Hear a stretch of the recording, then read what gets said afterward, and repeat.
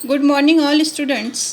इसके पहले हम लोगों ने स्टडी किया कि पूर्ण प्रतियोगिता क्या होती है और पूर्ण प्रतियोगिता के अंतर्गत किसी वस्तु का मूल्य कैसे निर्धारित किया जाता है और पूर्ण प्रतियोगिता और विशुद्ध प्रतियोगिता में क्या अंतर है। आज हम लोग समझेंगे कि अपूर्ण प्रतियोगिता किसे कहते हैं और अपूर्ण प्रतियोगिता कितने प्रकार का होता है और अपूर्ण प्रतियोगिता में किसी वस्तु का मूल्य किस तरह से निर्धारित किया जाता है।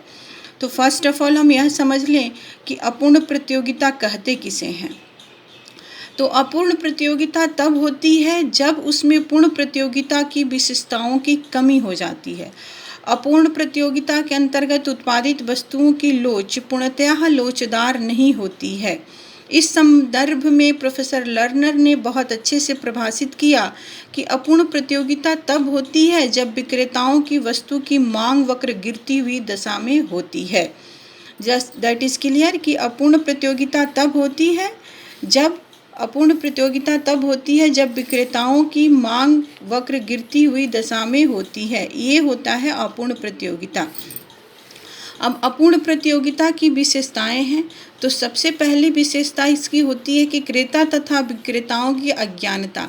अपूर्ण प्रतियोगिता की स्थिति की विशेषता नंबर 1 है यह कि इसमें क्रेता और विक्रेता दोनों एकदम अननोन होते हैं, इग्नोर करते हैं कि किसी वस्तु की कीमत कितने पर बिक्री हो रही है और किस तरह से उसका खरीदारी होता है। इट मीन्स कि न क्रेता को पता होता है कि किसी वस्तु का क्या मूल्य है और न ही विक्रेता को पता होता है कि किसी वस्तु का क्या मूल्य है।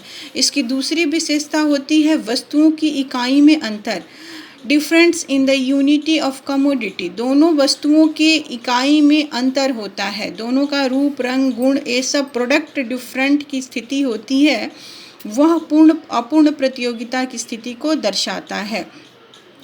क्रेताओं में गतिशीलता का अभाव। पूर्ण प्रतियोगिता के अंतर्गत हम यह देखते हैं कि क्रेता इस बात की जानकारी होती है कि वह एक स्थान विशेष में कोई वस्तु सस्ती कीमत पर बेची जा रही है, फिर भी वे उस स्थान में जाकर वस्तु का क्रय नहीं करते हैं बल्कि अपनी आसपास की दुकानों से ऊंची कीमत पर वस्तु का क्रय कर लेते हैं। इस कारण क्रेताओं का वस्तु तथा कीमतों के प्रति उदासीनता हो जाती है। इट मीन्स कि अपूर्ण प्रतियोगिता की स्थिति में क्रेताओं की गतिशीलता का अभाव होता है। उनको मालूम होता है कि इस जगह पे हम जो वस्तु खरीद रहे हैं, जैसे फॉर एग्जांपल कि आप यदि मानगो बाज़ार में किताब खरीद रहे हैं, बुक खरीद रहे हैं, तो आपको पता है कि साक्षी बाज़ार में उसका कीमत कुछ पैसा कम है, लेकिन आप किसी कारणवश यदि साक्षी नहीं आना चाहते हैं तो आप मानगो से ही उस वस्तु को खरीद लेते हैं, क्योंकि वहाँ अपूर्ण प्रतियोगिता है। किताब की दुकानें बहुत कम हैं, इसलिए वहाँ अपूर्ण प्रतियोगिता है, तो उस स्थिति में आप वहीं से खरीद लेते हैं। तो यह हो गई अपूर्ण प्रतियोगिता की एक विशेषता कि क्रेताओं में गतिशीलता का अभाव पाया जाता है। ऊंचा यातायात व्यय, हायर ट्रांसपोर्टेशन कॉस्ट भी अपूर्ण प्रतियोगिता को जन्म देता है। यदि किसी ऐसे जगह पे जहां बाजार की संभावना कम है और वहां आपको कोई वस्तु उपलब्ध कराई जा रही है तो उसका ट्रांसपोर्टेशन कॉस्ट तो दुकानदार ऐड करेगा, तो वह अपूर्ण प्रतियोगिता की स्थिति होती है। तो अपूर्ण प्रतियोगिता की स्थिति में यह स्थिति होती है कि ऊंचा यातायात व्यय, क्रेताओं में गतिशीलता का अभाव, वस्तुओं की इकाई में अंतर और क्रेताओं तथा विक्रेताओं की अज्ञानता, यह सारे पॉइंट्स जो हैं वह अपूर्ण प्रतियोगिता की स्थिति को स्पष्ट करते हैं। अब आता है कि अपूर्ण प्रतियोगिता के कई प्रकार होते हैं, जिसमें सबसे पहला है ड्यूओपॉली, द्विआधिकार। उसके बाद आता है अल्पाधिकार, उसके बाद आता है एकाधिकार। फर्स्ट ऑफ ऑल हम समझेंगे कि ड्यूओपॉली क्या होती है। ड्यूओपॉली होती है कि यदि किसी समय किसी बाजार में एक वस्तु के दो उत्पादक हों और ये दोनों उत्पादक बाजार में अपनी वस्तु को बेचने के लिए प्रतियोगिता करते हैं, तो इस स्थिति को ड्यूओपॉली कहा जाता है। इट मीन्स कि पूरा बाजार दो उत्पादकों के बीच में बटा हुआ है और दोनों ही वस्तु को बाजार में बेच रहे हैं, एक ही तरह की वस्तु बेचते हैं, तो वह बाजार को आपस में बांट लेते हैं और उन्हें अधिक लाभ देने देते हैं। जिस तरह वो दोनों ही लाभ को कमाते हैं, क्योंकि बाजार में, पूरे बाजार में दो ही उत्पादक हैं और दोनों अपनी वस्तुओं को बाजार में बेचते हैं, तो ये ड्यूओपॉली होता है। ड्यूओपॉली का मतलब होता है द्विअधिकारी। इसका मतलब है कि यदि किसी बाजार में किसी समय में एक वस्तु के दो उत्पादक होते हैं, तो वो दोनों आपस में बाजार को बांट लेते हैं और लाभ कमाते हैं। इसकी दूसरा प्रकार होता है अल्पाधिकारी, ऑलिगोपोली। अल्पाधिकारी अपूर्ण प्रतियोगिता का एक महत्वपूर्ण अंग है। किसी बाजार में अल्पाधिकार की स्थिति तब उत्पन्न होती है जब उस बाजार में थोड़े से विक्रेता हों और उनमें आपसी प्रतियोगिता भी कम होती है। भारत के संदर्भ में लौह इस्पात उद्योग अल्पाधिकार के अंतर्गत रखा जाता है।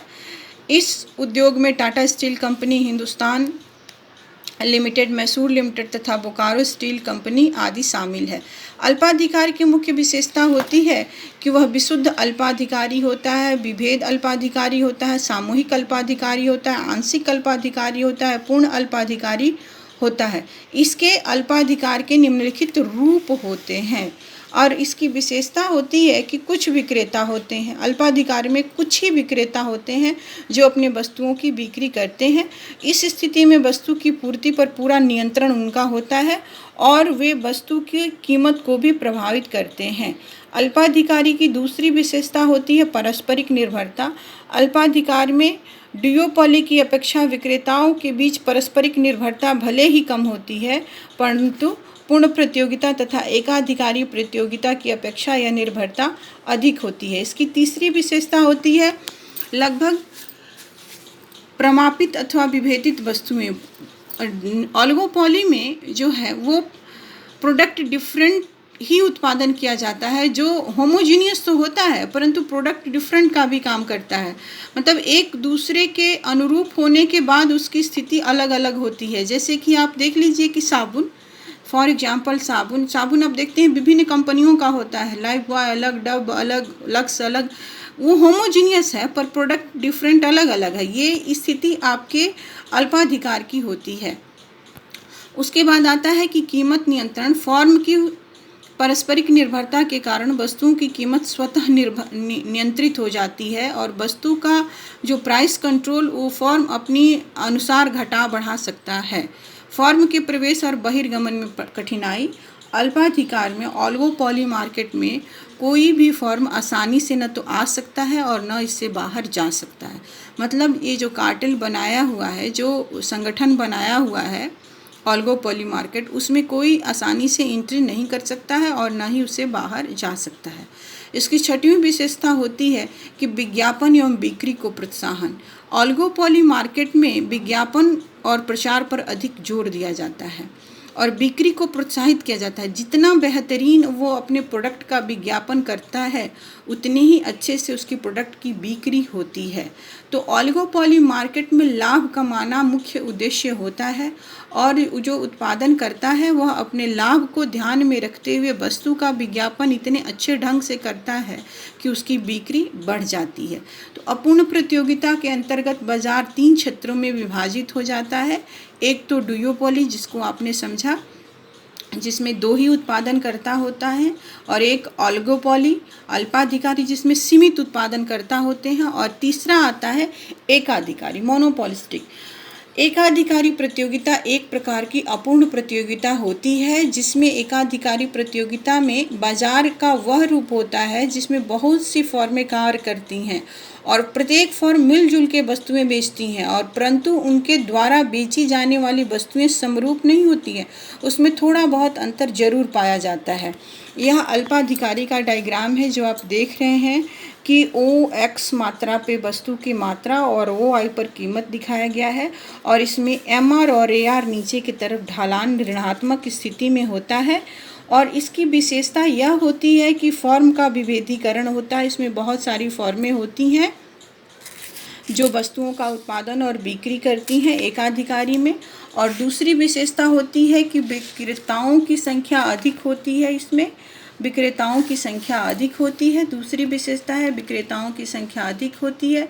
तीसरी विशेषता है फर्म का स्वतंत्र प्रवेश होता है। और चौथी विशेषता है कि गैर मूल्य प्रतियोगिता होती है। इसकी पहली विशेषता है कि फर्म का विभेदीकरण होता है। एकाधिकारी प्रतियोगिता की विशेषता है कि फर्म का विभेदीकरण होता है।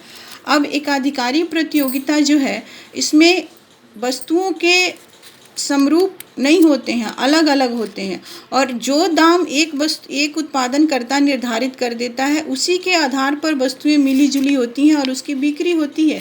एकाधिकारी प्रतियोगिता में AR है जिसका ढाल ऋणात्मक होता है, फर्म की मांग AR है जिसका ढाल ऋणात्मक होता है, और MR का भी ढाल ऋणात्मक होता है। इसका अर्थ है कि विक्रेता अपनी वस्तु की अधिक मात्राएं मूल्य में कमी करके भी बेच सकता है। एकाधिकारी का मुख्य काम होता है बेनिफिट लेना, वो किसी भी हाल में बेनिफिट कमाना चाहता है।